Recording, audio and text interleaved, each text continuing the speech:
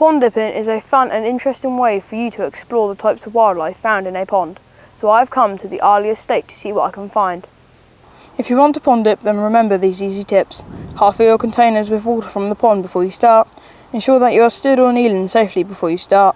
Sweep your net in a figure of 8 shape to catch more. Empty your net into a container quickly to save the pond life stress. Explore areas of the pond on the surface, in the weeds and the gooey mud.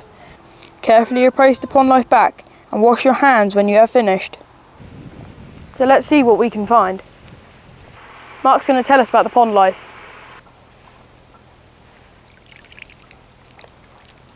So this is the remains of a dragonfly nymph, and the nymph is how it starts off life, and it lives in the water until it's ready to climb up onto a stiff stem, or as we see here on the underside of a leaf, where the dragonfly, as we know it, will emerge.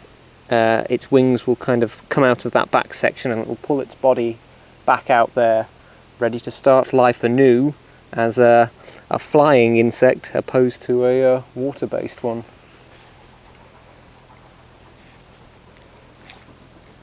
Newts are one of several species of amphibians that we've got living in this country. These ones are probably the smooth or the common newt, opposed to the greater crested newt, which is a much larger species. But you can see on these that their lungs are on the process of being drawn back into their body, so that they will move from being a fully aquatic, so a water-breathing creature, to an amphibious, which has lungs and smooth skin.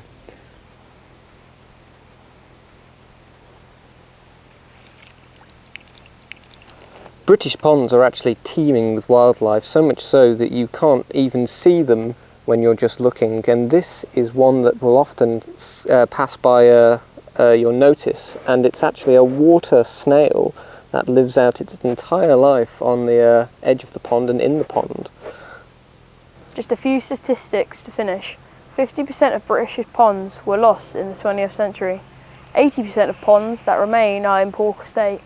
2/3 of all freshwater species are supported by ponds. So what can we learn from this? Ponds are important and should be treated with respect, but are great fun to explore, even for older students. But on that note, back to the studio.